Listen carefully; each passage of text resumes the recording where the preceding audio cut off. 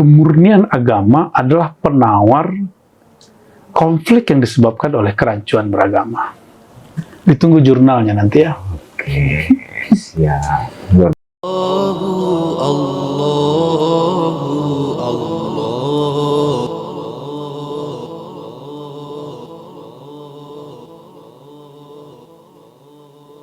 Contoh gini, saya seorang aswaja, misal, Buya Mursal ini salafi. Keyakinan kita tentang Tuhan sama nggak? Berbeda. Beda, serius. Tuhannya sama, cuma pemahamannya berbeda.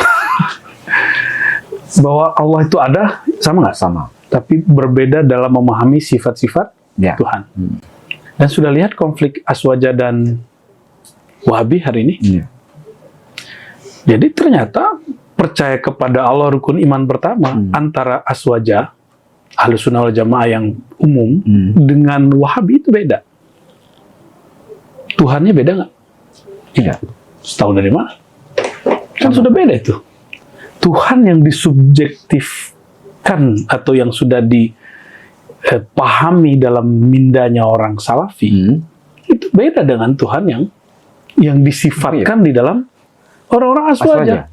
Contoh, Ustadz Salafi hari ini mengajarkan, saya nggak usah sebut namanya, bahwa Tuhan itu bertempat di atas aras. Tuhan itu turun sepertiga malam terakhir dan masuk ke alamnya. Ya, siapa yang meyakini Tuhan tidak bertempat di tempat yang tinggi, maka dia sama dengan ateis. Ulama aswaja seperti NU, Tarbiyah Islamiyah, Khairat, NW, itu tidak percaya itu. Dan justru meyakini bahwa Allah itu sudah ada sebelum benda dan sifat dan tempat. Maka ketika Allah menciptakan aras, Allah tidak menempati aras. Tapi ini dianggap logika itu bukan logika beragama, itu logika filsafat oleh Salafi. Karena Ibnu Taimiyah, imam mereka, menganggap filsafat itu haram. Artinya, ini anggap nih, coba posisikan Buya Mursal ini sekarang sebagai Salafi. Berarti Tuhan kita sama apa beda? Beda dong. Beda dari sisi kita atau beda dari sisi Allahnya? Dari sisi kita. Oke, itu yang disebut bertuhan secara subjektif. Itu beda dengan Tuhan secara objektif. Kira-kira yang benar yang mana? Harusnya objektif. Yang objektif yang mana? Objektif. Kan dua-duanya mengklaim paling objektif. Iya. Ya kan? Saya akan bilang, saya lebih objektif dari Anda juga sama. Saling klaim ya? Ya, tapi inilah yang dimaksud dalam Al-Quran. Seharusnya baik aswaja ataupun Wahabi atau Mu'tazilah itu paham Syiah, paham. Laisa kamitslihi syai'. Dalam surah Asy-Syura ayat 11 itu.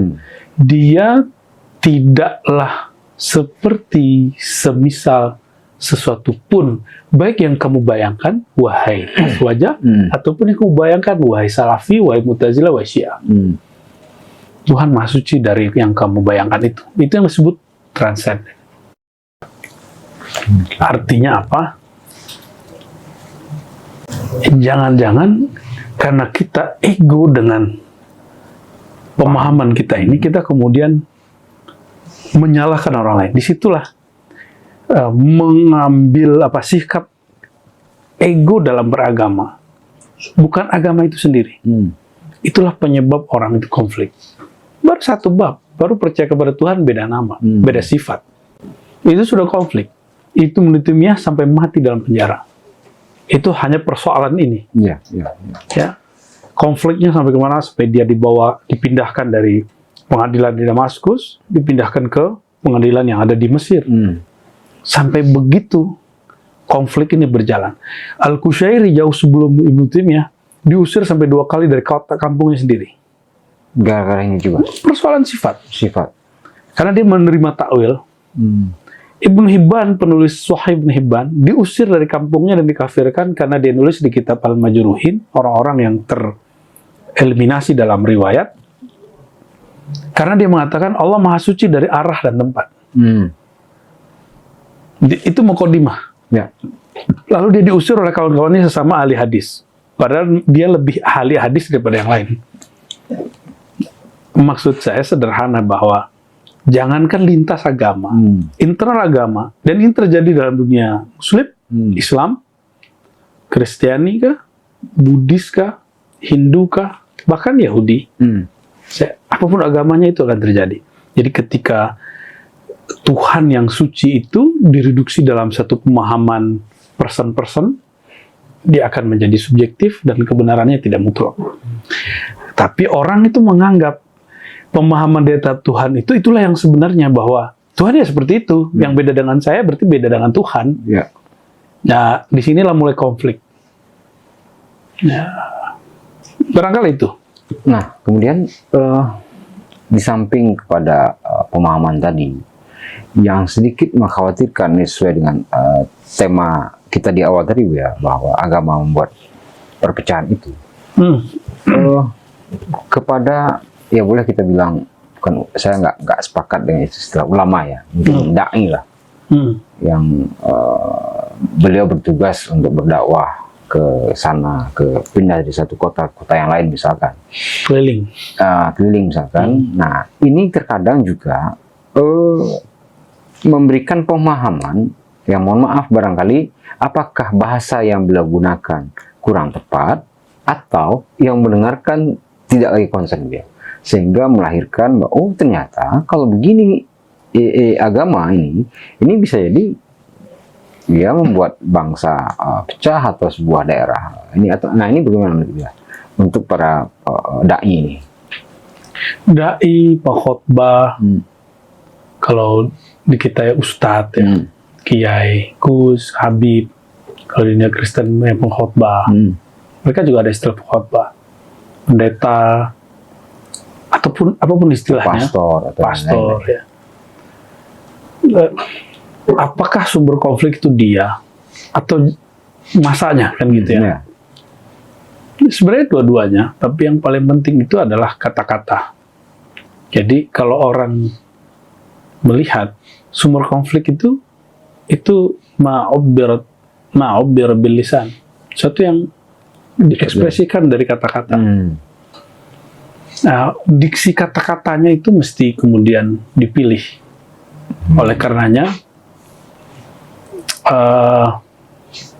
seperti Ibn Rus misalnya, menganggap ada beberapa teks dia tidak boleh dibuka secara terbuka pemahamannya di kalangan awam, karena justru teks ini jika dibaca awam salah paham. Contohnya ada teks yang mesti ditakwil, jika ditakwil malah kafir. Ada teks yang tidak boleh ditakwil, ada yang ditakwil, ada yang tidak ditakwil. Jika dua-duanya tidak dilakukan di ayat itu, maka terjadi kekufuran. Misalnya ketika ada teks di hadis, wahai hambaku, aku sakit karena engkau tidak menyembuhku. Begitu firman Tuhan di hadis qudsi, bukan Quran. Itu hadis Sahih Muslim. Hadisnya valid. Kata Ibn Rus, ini jika tidak ditakwil, jika tidak dimaknai dengan makna yang sebenarnya, harus makna yang majazi, maka orang akan kafir. Kenapa? Dia meyakini Tuhan sakit. Gitu. Tapi ada teks yang tidak perlu ditakwil. Seperti misalnya ada teks-teks tentang hukum, ya, teks-teks tentang bahkan Allah Maha Esa, Qul Huwallahu Ahad, nggak perlu ditakwil lagi. Justru kalau orang takwil maka akan terjadi kejanggalan. Ya, ya seorang orator ya, barangkali prinsip-prinsip para imam ini perlu kita ambil, bahwa ada ungkapan dalam hadis Abu Daud, anzulun nas manazilahum, bersikaplah kepada orang sesuai dengan tahapan intelektualnya. Artinya jika dia levelnya level awam, dia sifatnya doktrin atau mau'izah hasanah, retorika. Tapi kalau orang yang agak menengah, dia sifatnya adalah dialektika. Jadi mesti punya alasan. Tapi kalau orang-orang yang sudah advance, para pemikir ulung, dia dengan pembuktian burhani, baik burhani akli ataupun tajribi ya, bahwa terapan, baik secara murni akal ataupun terapan. Ya. Ya itu yang sudah level mutlak. Tergantung dia sedang bicara ke siapa. Dan hal yang sama mesti dilakukan pembungkusan. Ada yang bisa dibungkus sekaligus, ada yang untuk dibagi semua, ada yang mesti balutannya beda-beda. Ya, jadi teks itu boleh disampaikan seperti Nabi Muhammad SAW. Tema yang dia pakai sama, yang beliau pakai sama, tapi beliau menggunakan term alfaz, lafaz, kata-kata yang berbeda ketika berbicara dengan Badui, dengan berbeda bicara dengan Umar, dengan sahabat, Utsman, Ali, sahabat-sahabat yang educate, yang terpelajar. Padahal yang mau disampaikan sama, bahwa tiada yang berhak disembah kecuali Allah gitu. Barangkali itu, mungkin itu yang bikin kawan-kawan kita tidak sanggup juga memikirkan yang kita pikirkan, misalnya. Atau kita nggak suka apa yang disuka. Itu perbedaan kata-kata sebenarnya. Nah, sedikit lagi mungkin biar di episode ini tentang paham keagamaan tadi. Mungkin beberapa dekade belakangan ini, ya meskipun dalam sejarah juga telah membuktikan bahwa perbedaan pandangan, pemikiran, paham tadi juga sampai kepada tahap penumpahan pertumpahan darah, perang dan lain sebagainya. Dan dewasa ini atau akhir-akhir ini kan tidak saja pertumpahan darah, tetapi pertumpahan ide, imajinasi, ya kalau kita lihat sekarang di era digital ya. Nah, menurutku ya, apa kiatnya ini supaya orang tidak terdoktrin atau tidak picik dalam memahami agama ini, supaya tidak meminimalisir perpecahan ini. Ini maksudnya. Pertanyaannya. Kalau ada klaim bahwa agama itu sumber konflik, tadi kita sebutkan itu agama yang sudah tereduksi dalam kepicikan subjektivitas manusia. Maka penawarnya apa? Supaya konflik itu kemudian menjadi netral kembali, aman kembali. Obatnya adalah agama itu sendiri yang dikembalikan ke sumber murninya. Oleh Allah maksudnya. Iya, jadi pahamilah agama itu sebagaimana si pengirimnya itu mau, yang sudah kemudian ditranslate dengan baik oleh utusan-utusannya, yaitu para nabi, para rasul. Makanya Nabi Muhammad SAW itu mentranslate agama Tuhan itu bukan agama sebatas hukum, sebatas ngomong neraka, surga, tapi ada satu kalimat misalnya inna rahmati sabaqat ghadabi. Rahmatku, kasih sayangku lebih dahulu daripada marahku, kebencianku. Berarti kemurnian agama itu ini rumus utamanya. Kalau ini yang dipakai, mungkinkah si Berger itu dan teman-temannya dan semua orang-orang yang berpikir bahwa agama sebagai konflik, atau justru agamalah yang mengajarkan cara mengatasi konflik? Jadi bagi saya punya tesis yang berbeda, hipotesa yang berbeda dengan Berger dan orang-orang yang pro dengan dia. Justru penawar dari konflik di antara masyarakat itu adalah kemurnian beragama. Nah, sebagaimana konflik dari yang muncul di masyarakat adalah kerancuan beragama, ya, atau disorientasi orang-orang dalam beragama. Maka dia harus kembali lagi kepada on the track, dia harus kembali kepada jalannya kembali. Memang nanti agama akan jadi obat. Agama akan jadi obat. Nggak usah jauh-jauh. Nabi Muhammad itu masuk dilahirkan dan masuk ke wilayah-wilayah yang punya konflik. Bahkan beliau menjadi korban dari orang yang suka bikin konflik. Ketika masuk ke satu wilayah itu sudah diracuni oleh konflik yang sudah ada di tempat beliau ini. Sebelumnya. Ya. Tapi dia tidak menanggapinya dengan konflik yang baru. Dia menanggapinya dengan tadi. Kasih sayangku mendahului kebencianku. Jika ini yang muncul, jadi apapun agamanya, apapun mazhab alirannya, kelompoknya, mestinya dia kembali. Inilah kemurnian agama. bahwa kasih sayang di atas semuanya. Kalau begitu, mungkinkah konflik Asy'ariyah dengan Salafiyah mencuat seperti hari ini? Iya. Yang ada kan ego aliran, ya, ego mazhabi, Ego kelompok. ego kelompok. Kalau ego itu bagian dari Ghadabi, karena orang ketika berbeda pandangan dia akan marah dengan orang beda sama dia. Kenapa? Dia merasa, gue nggak dihargai, gue nggak benar. Kan seperti itu.